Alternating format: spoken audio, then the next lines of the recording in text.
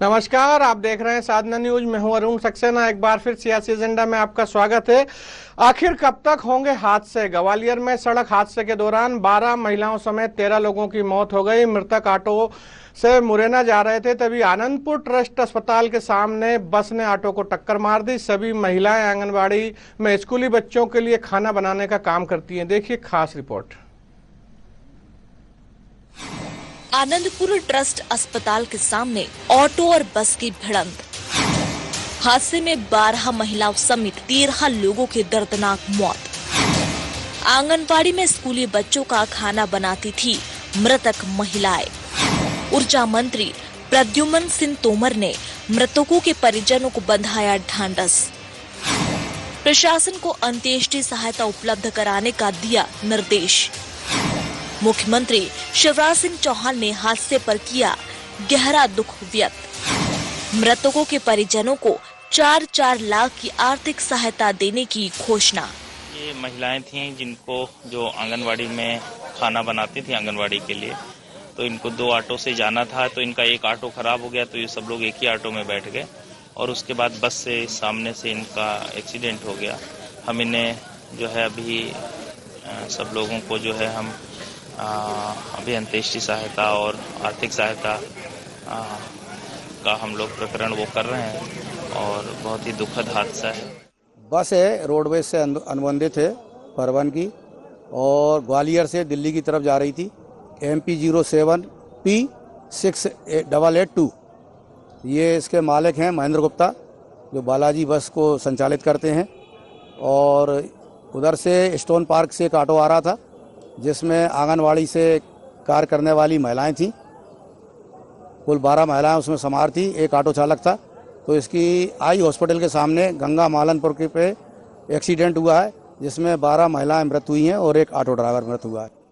ये पुरानी छावनी थाना अंतर्गत एक ये ऑटो की बस से टक्कर हो गई है और जैसे बताया गया बस में करीब 12 महिलाएं थीं जो कि आंगनवाड़ी में पूड़ी बेलने के लिए गई हुई थी और ये 2 ऑटो से इनका जाना बता रहे हैं। एक ऑटो शायद खराब हो गया, तो इसलिए एक ही ऑटो में ये सभी महिलाएं थी और बस से हेड ऑन कोलिजन आमने सामने की टक्कर हुई है और इसमें ऑटो के ड्राइवर समेत जो 12 महिलाएं हैं सभी की मृत्यु हो गई।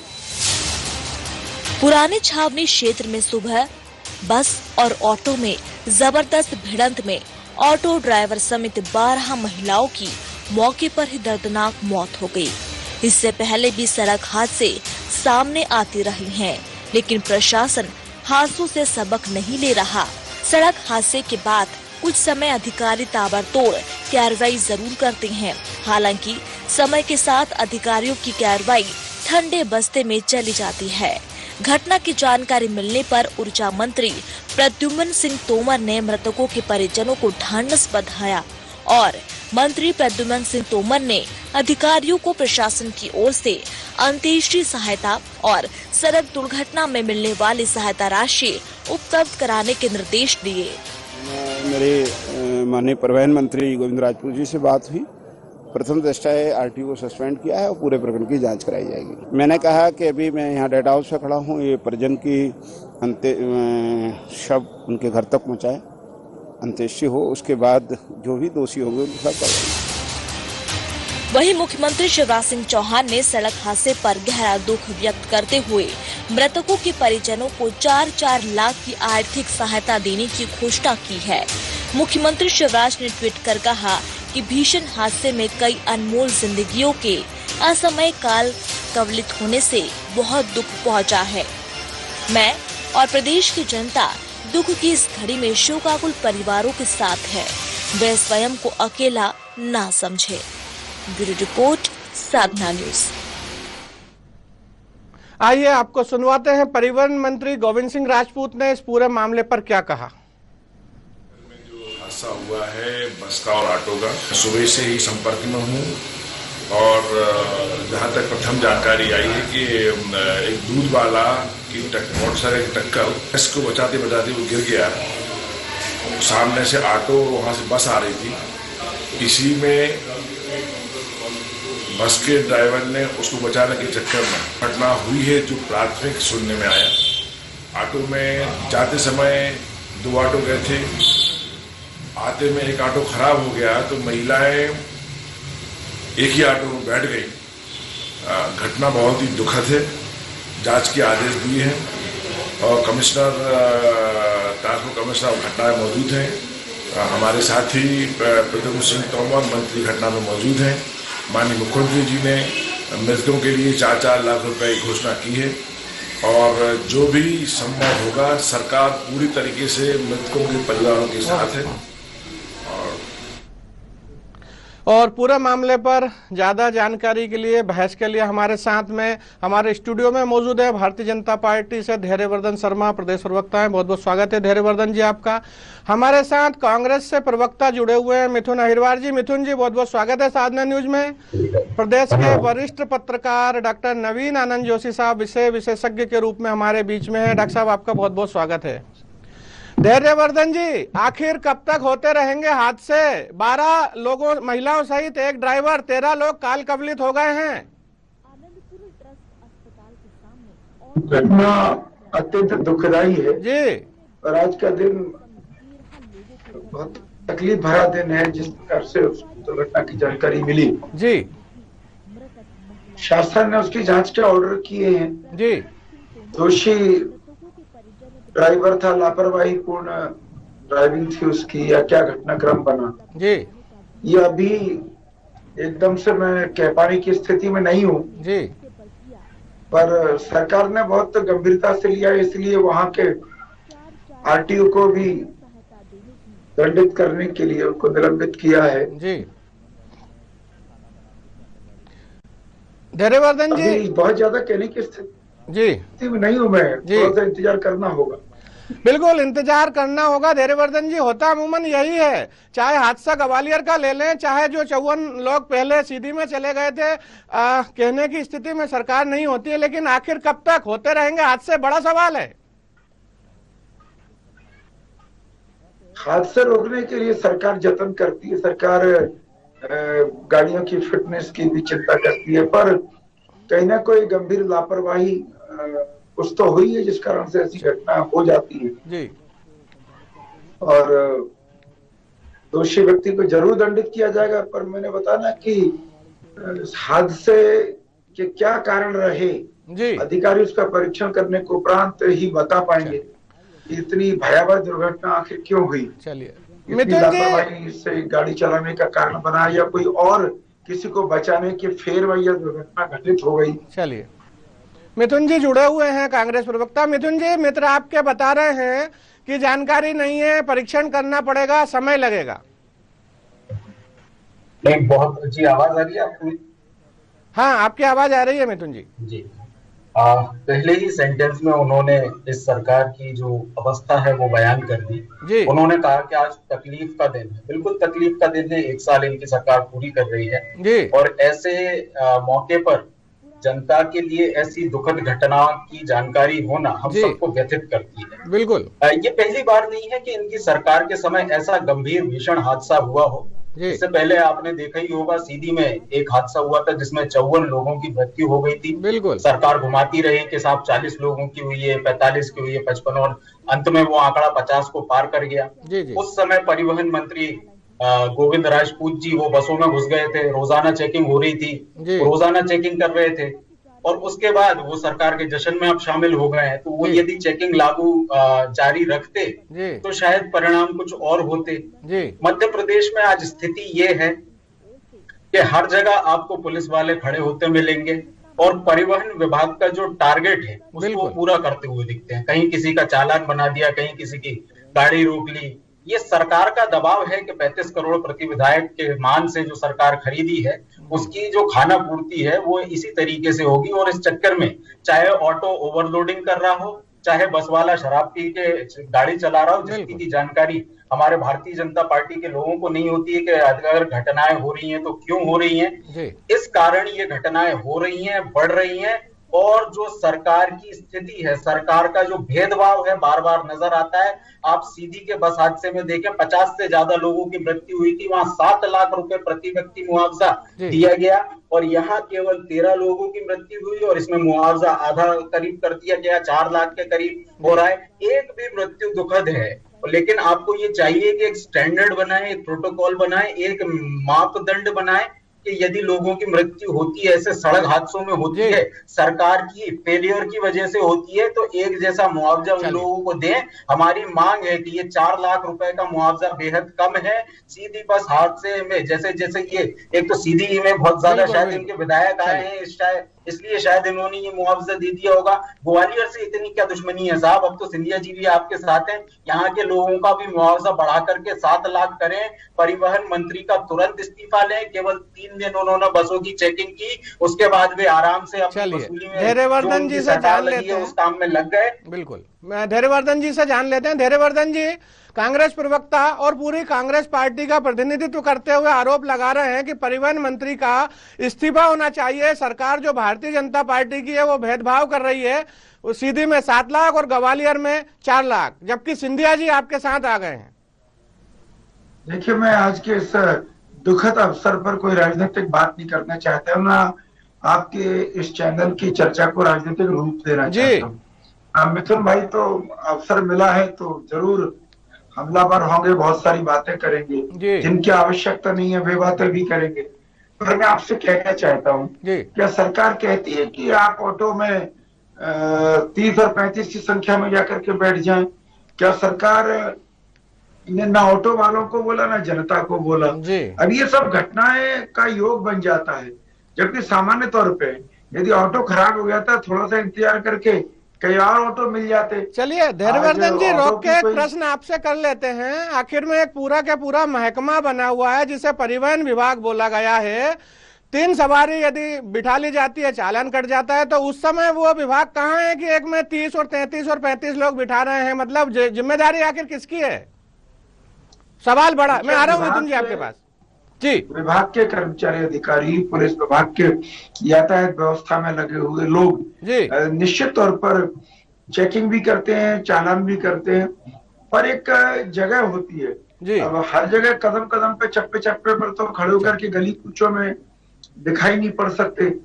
अब ये ऑटो वाले ने इसको खुद भी ध्यान रखना चाहिए था कि मैं कैसे लोगों के जीवन से खिलवाड़ कर रहा हूँ, और जो महिलाएं उसमें बैठ रही थी उनको भी दूसरे किसी वाहन का इंतजार करना चाहिए था। हाईवे की घटना बताई जा रही है। खैर, मैं दोबारा आपके पास आ रहा हूँ। ये सब जांच का विषय है। चलिए, क्या कर वो घटना डॉक्टर साहब, आपने दोनों मित्रों को सुना, जहां भारतीय जनता पार्टी के मित्र बता रहे हैं, हालांकि जानकारी अपडेट नहीं है, गली मोहल्ले का मामला नहीं था, हादसा जो हुआ हाईवे का है।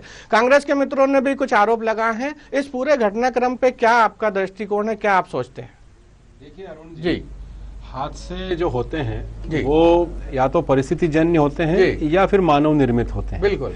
इस हादसे को हम यदि देखें तो ये प्रथम दृष्टया प्रशासनिक मशीनरी की चूक है। यदि किसी ऑटो में इतनी सवारी बैठ रही है तो पहले तो यही आपत्तिजनक है कि उसमें 13 सवारी थी। जो ऑटो छोटा है उसमें इतनी सवारी कैसे बैठ रही, ग्रामीण क्षेत्र हो या शहरी क्षेत्र हो या हाईवे हो, एक सवारी का निर्धारित मापदंड है, उसका पालन नहीं हो रहा है। मध्य प्रदेश में कहीं नहीं हो रहा है। सरकार किसी की भी रहे, यदि कांग्रेस की सरकार थी जब भी वो स्थिति रही है, भारतीय जनता पार्टी की दुर्घटना घट गई है तो सबक लिया जाना चाहिए, क्योंकि सबक यदि आप लेते हैं तभी इस तरह के हादसे रोके जा सकते हैं। इस पर राजनीति की आवश्यकता नहीं है, लेकिन इच्छा शक्ति की आवश्यकता है। यदि परिवहन मंत्री का ये भी जो बयान हम आपकी रिपोर्ट में सुन रहे थे, उन्होंने कहा कि हमारे वो आरटीओ को हमने तत्काल सस्पेंड कर दिया है, जो भी उन्होंने कहा, और आर्थिक सहायता दे दी गई है, ये नाकाफी है। यदि जब पहले सीधी हादसा हुआ था तो उस समय आपने देखा होगा कि उन्होंने कुछ दिन तक उसके प्रयोग किए कि भाई आरटीओ ने खुद ही मंत्री जी पहुंच गए थे उन्होंने, तो वो सतत प्रक्रिया चलना चाहिए। यदि आपको एडमिनिस्ट्रेशन को सफल करना है, यदि आपको इस तरह की जो लेत लाली है, जो लापरवाही करते हैं वाहन चालक हैं, वो ऑटो वाला है या बस वाला है, हम इस पर न जाएं। एक समाज की जाने गई हैं, समाज के बैठे हुए वो व्यक्ति थे, वो मजदूर थे जो छोटे बच्चों के लिए भोजन तैयार करते थे। तो एक तो 12-13 परिवार बिगड़े हैं। उस परिवार में किसी की माँ, बहन, बेटी, पत्नी, वो पूरा परिवार डिस्टर्ब हुआ है। वो न सरकार की राशि से बच पाया है, वो न इस तरह की किसी सस्पेंशन से बच पाएगा। मानवीय क्षति हुई है, मानवीय क्षति है, और मानवीय क्षति का यदि आपको आकलन करना है तो वो बेहद मार्मिक बात होती है, और इसके लिए शासन को कमर कसना चाहिए। परिवहन विभाग में या पुलिस विभाग में केवल वसूली क्यों हो रही है? हमारा ध्यान उस पर जाना चाहिए। जो दोषी अधिकारी हैं वो एक नहीं है, वो पूरा सिस्टम है, तो हमें उस पूरे सिस्टम पर वॉच करना चाहिए ताकि इस तरह के सीधी है या ग्वालियर है या और भी जहां हादसे हो रहे हैं उस पर रोक लगेगी। मिथुन जी, बीच में आपने टोका था, आप जारी रखें, और साथ में डॉक्टर साहब ने कुछ सुझाव भी दिए हैं। तो ऐसी स्थिति में चूंकि हादसे तो हादसे हैं, भले ही सरकार कोई भी हो, दोनों समय हो सकते हैं, क्या कहेंगे? डॉक्टर साहब ने बिल्कुल सही बात उन्होंने कही है कि जो जिम्मेदार अधिकारी हैं, छोटे हमले से लेकर के जिम्मेदार अधिकारियों तक यदि कार्रवाई होगी तो एक डर बैठेगा। और उन्होंने जिक्र भी किया कि सीधी हादसे के समय जो दिखावटीपना हुआ था, यदि उसको जेन्युइनली किया जाता, और अब तक वो जांच हो रही, अब तक जिस तरह की जांच उस समय के मंत्री जी कर रहे थे, उस समय जो प्रशासनिक हमले को टाइट करने की बात कर रहे थे, अगर ये होता तो संभवतः ये घटना नहीं होती। मैं उंगली जो उठा रहा था धैर्यवर्धन जी को इंटरव्यू करना चाह रहा था, लेकिन उन्होंने जो बात बोली वो ये कही कि महिलाएं जो हैं वो ऑटो में ज्यादा बैठ गई, ज्यादा संख्या में बैठ गई, ओवरलोडिंग हो गई। मेरे ख्याल से हम सभी ने उस हादसे की तस्वीर देखी है, उसमें कितनी भी महिलाएं, कितने भी पुरुष बैठ जाते हैं, वो जो ऑटो चकनाचूर हुआ है वो नहीं होता अगर बस उसे टक्कर नहीं मारती। तो हम ऑटो वालों की या महिलाओं की गलती ना गिनाए, जनता की गलती ना गिनाए। उस हादसे के लिए जो भी जिम्मेदार है, एक बड़ा वाहन जब इम्पैक्टफुल तरीके से एक ऑटो को मारता है तो ऑटो चकनाचूर होता। मेरा मानना है कि उस ऑटो में बैठी हुई गरीब महिलाओं को दोषी ठहराने के बजाय हम ये कोशिश करें कि जो जांच है, वैसे तो वो सरकार की तरफ से जो पार्टी है उसके प्रवक्ता है, तो उन्हें ये जानकारी लेकर के आना ही चाहिए था किसकी गलती है, लेकिन नहीं भी हो पाया तो ऐसा आकलन नहीं करना चाहिए कि उन महिलाओं की गलती है। एक ब्रॉड स्पेक्ट्रम में यदि बात करें तो ये बात बिल्कुल ठीक है कि सरकार किसी की भी हो, और हादसे तो हो जाते हैं और हादसों पर किसी का बस नहीं चलता, लेकिन इन हादसों को कम करने की शक्ति जरूर हमारे पास होती है। एनसीआरबी का आप डेटा देखें तो तमिलनाडु के बाद मध्य प्रदेश एक ऐसा राज्य है जो कि सड़क हादसों के मामले में दूसरे नंबर पे। इसका कारण क्या है?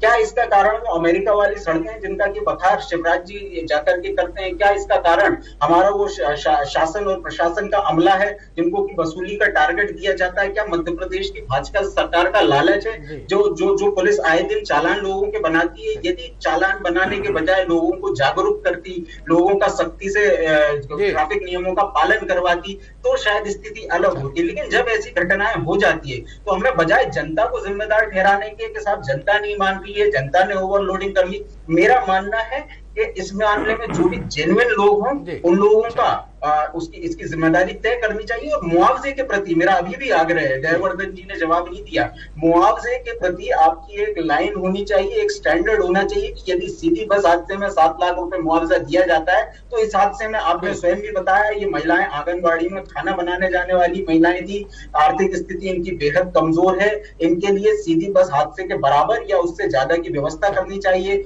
इनके परिवारों से लोगों को नौकरी देना चाहिए, संभव हो तो इनके लिए घर की व्यवस्था प्रधानमंत्री आवास योजना के तहत ये लोग करें। ये प्रायोरिटी वाले काम इन सरकारों को करना चाहिए। केवल 4 लाख रुपए इस महंगाई के जमाने में देकर के आप इतनी नहीं कर सकते। जो हो गया, जिम्मेदारी तय करिए। हो सके तो जिनसे ये हादसे रुक नहीं रहे हैं ऐसे हमारे गोविंद राजपूत जी का इस्तीफा ले लीजिए, प्रशासनिक हमले को टाइट करिए, जिन अधिकारियों ने पैसा लेकर के खा करके वहां पर ढीला छोड़ के रखा है सिस्टम, उन लोगों पर कार्रवाई करिए, तो जाकर के आप कसावट की तरफ लड़ाई तो यही थी। तो ऐसा ना हो कि अगले बार हमें फिर किसी हादसे पर बैठना पड़े और फिर हमारे धैर्यवर्धन शर्मा जी को दुख व्यक्त करना। बिल्कुल मिथुन जी, लड़ाई तो इसी बात की थी, सरकार में मंत्री बने नहीं कई महीनों तक कि विभाग कैसे बांटे। खैर धैर्यवर्धन जी बैठे हुए हैं, उन्हीं के पास चलते हैं। धैर्य जी, बहुत सारे आरोप फिर से लगाए हैं आपके मित्र ने, और चूंकि आप भारतीय जनता पार्टी की सरकार के प्रवक्ता हैं, कहीं ना कहीं आप सरकार के अंग हैं, उनकी तरफ से पैरोकार हैं, तो इनकी मांगे हैं तो क्या सरकार तक पहुंचाकर और कुछ मांगों को मनवाने की कोशिश करेंगे?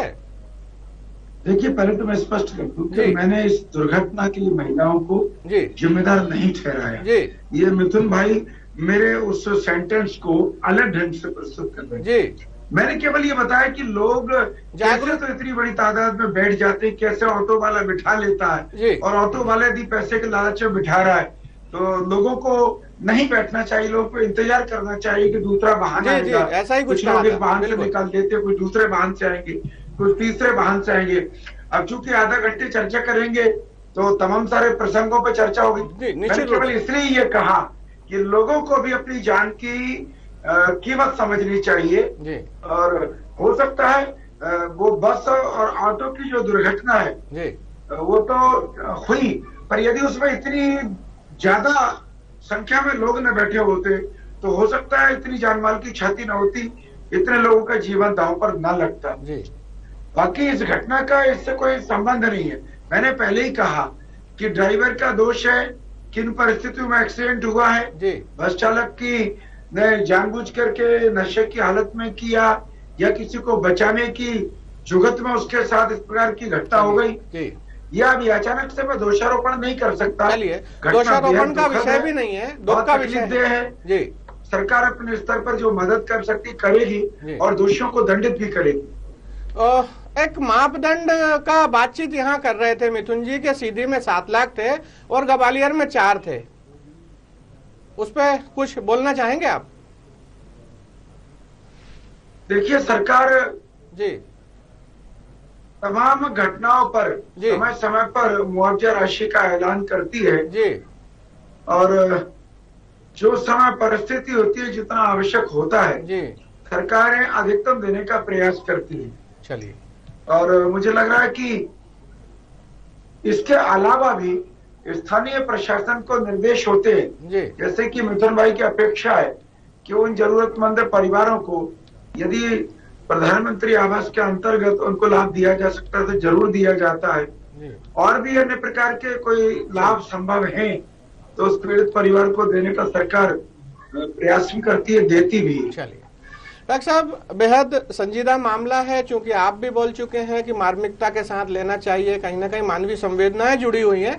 या तकनीकी पक्ष की यदि बात करें तो कांग्रेस चूंकि विपक्ष में है, बार बार आरोप लगा रही है, बार बार मांग कर रही है कि जो मंत्री है उनका इस्तीफा हो जाए, दोषियों पर कार्रवाई हो जाए। इतिश्री यहाँ पर जो प्रशासन है उसने की है, मंत्री जी जो है उन्होंने एक आरटीओ को यहाँ सस्पेंड किया, लेकिन क्या काम ये जो कार्रवाई है वो काफी है? एक बात, साथ ही दूसरी बात जो ये जो नूरा कुश्ती आखिर कब तक चलेगी और कैसे रुकेगी? चूंकि पूरा के पूरा महकमा, आप भी कह चुके हैं, हमारे दोनों मित्र भी मानते हैं, तो ये कब तक और कहां तक जाएगा? देखिए अरुण जी, परिवहन विभाग के मामले में कहा जाता है, जब मंत्रिमंडल का जैसा आपने जिक्र किया कि वो बन रहा था तभी ये बात तय हो गई थी, क्योंकि उसको मलाईदार विभाग में गिना जाता है। बिल्कुल। अब वहाँ क्या होता है, टारगेट बेस्ड प्रोग्राम है, तो जब अधिकारियों के सामने लक्ष्य जनहितैषी नहीं होता और स्वहितैषी कोई बात आती है तो काम करने का तरीका ही बदल जाता है। तो वो जो तौर तरीका है वो एक उस पर सुधार लाने की आवश्यकता है। ये हाथ से तब तक नहीं रुकेंगे जब तक अधिकारियों के मन में ये नहीं आएगा कि ये मानवीय जिंदगियों को बचाने की जिम्मेदारी है।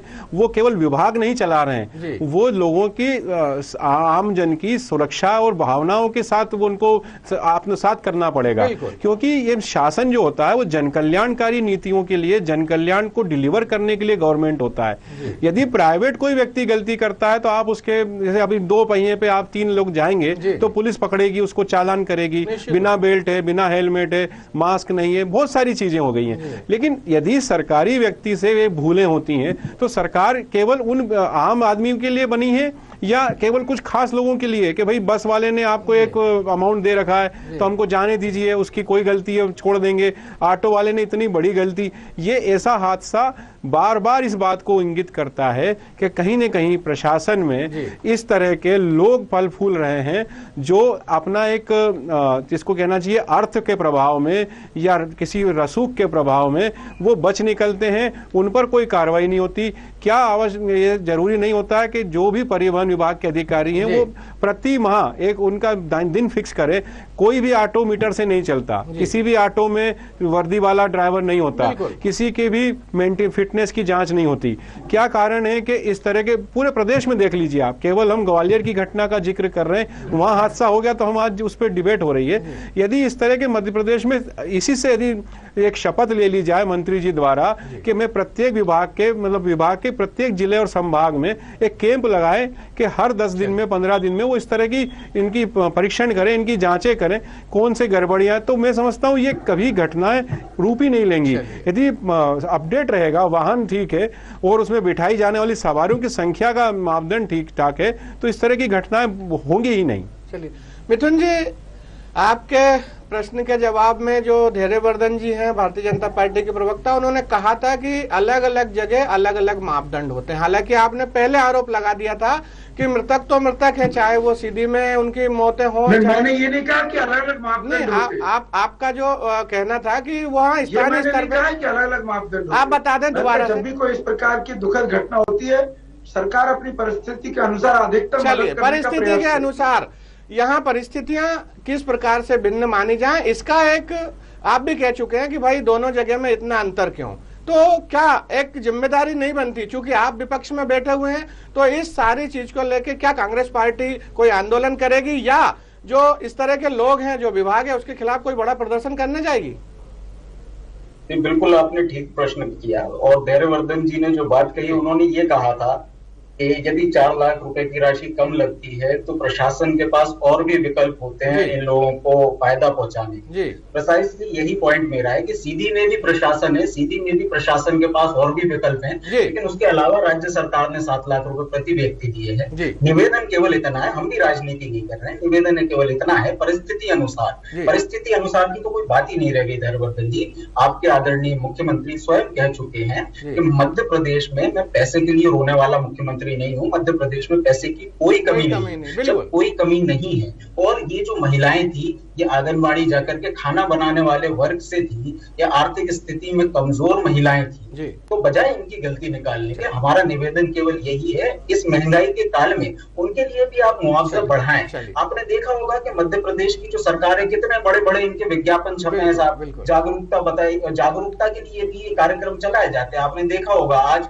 प्रदेश सरकार लाखों रुपए खर्च करके, करोड़ रुपए खर्च करके जहां अपने विज्ञापन दे रही है, कोरोना के लिए, जागरूकता के लिए ये लोग सायरन बजा रहे हैं, थाली ताली बजवाते हैं। वैसे जागरूकता के कार्यक्रम यदि ट्रांसपोर्ट विभाग को लेकर के, यदि हमारा जो सड़क पर चलने का सेंस है उसको डेवलप करने के लिए सरकार के द्वारा किए जाते तो वो ज्यादा प्रभावी होते। मुख्यमंत्री जी का चेहरा तो सालों से लोग देख रहे हैं, दशकों तक देखते रहे हैं, उनका चेहरा देख रहे हैं, लेकिन अब आपको आपके पास आवश्यकता है कि ये जो पैसा आप पब्लिसिटी पे अरबों रुपए खर्च कर रहे हैं कि जनता की जागरूकता के लिए लगाए, और अपने जो अधिकारियों को आपने टारगेट दिए होंगे कि इतना रुपया वसूल करके लाओ, उन पर लगाम लगाई, ईमानदारी बढ़ती। ट्रांसपोर्ट विभाग की जो छवि है, जो सच्चाई है, जो उसके पीछे कितनी पीड़ा हो रही थी इन लोगों को जब दूसरे विभाग दे दिए गए थे, लड़ झगड़ के सिंधिया जी ने इनको ट्रांसपोर्ट विभाग और जो सिंधिया जी जिस ग्वालियर विभाग से इलाके से आते हैं, वहां अगर मृत्यु हो जाती है तो आप कम पैसा देते हैं, सीधी में होती तो ज्यादा देते हैं। इस तरीके के भेदभाव को खत्म करिए। और ये जो बार-बार, एक बात और मैं कहूंगा, धैर्यवर्धन जी ने कहा था कि जो लोग ओवरलोड कर रहे हैं, एक ऑटो में यदि 50 लोग होंगे, एक ऑटो में यदि 12 लोग होंगे, मैं कह रहा हूँ 100 लोग भी होंगे, वो जो ऑटो चकनाचूर जिस स्थिति में हुआ वो तब तक नहीं हो सकता था जब तक 100-150 की स्पीड में बस उनको कोलाइड करके टक्कर नहीं मारती। आपको बस, ये लोग जिस स्पीड से चलाते हैं, स्पीड गवर्नर्स लगवाइए, बसों में जीपीएस लगवाइए, सीसीटीवी कैमरास लगवाइए, शराब पी करके ड्राइवर चला रहा है उसकी चेकिंग करवाइए। यदि ये सब काम आप कर रहे होते सरकार का जश्न मनाने की बजाय, तो आज हमें ये। धैर्यवर्धन जी, चूंकि समय कम है, मैं फाइनल कमेंट्स आपसे इस विषय पे चाहूंगा, क्योंकि कांग्रेस के मित्र लगातार आरोप लगा रहे हैं और वस्तुतः स्थितियां भी यही है। क्या कहेंगे आप? अपना जो कमेंट है वो संक्षेप में दें। दुर्घटनाओं से बचा सके। जी धैर्यवर्धन जी। मैंने बताया ना कि जो घटना हुई है वो बहुत कष्टपूर्ण है, बेहद दुखद है, तकलीफ भरा दिन है आज। और किसी भी राजनीतिक दल के लोग हो या हमारे पत्रकार मित्र हैं, सभी बेचैन है जब से इस घटना की जानकारी उन्हें मिली है, क्योंकि दुर्घटना में केवल एक व्यक्ति नहीं जाता, उसका पूरा परिवार उजड़ जाता है, बिल्कुल उसके परिवार की सारी खुशियां समाप्त हो जाती। और ये जो आकस्मिक दुर्घटना होती है, ये सदमा होता है परिवार के लिए, क्योंकि कोई दुख बीमारी से कोई बुजुर्ग नहीं गया, अचानक जब आदमी जाता है तो सब कुछ उजड़ जाता है। बिल्कुल। और मैंने बताया ना कि सरकार आवश्यक कदम उठाती है, सरकार इस पर अभियान भी चलाएगी और समय समय पर इस प्रकार के लापरवाह लोगों को दंडित करने का भी प्रयास किया जाता है। पर मेरा फिर बारंबार निवेदन है कि इस दुर्घटना के कारणों को तो जांच के करने वाले लोग ही बता पाएंगे।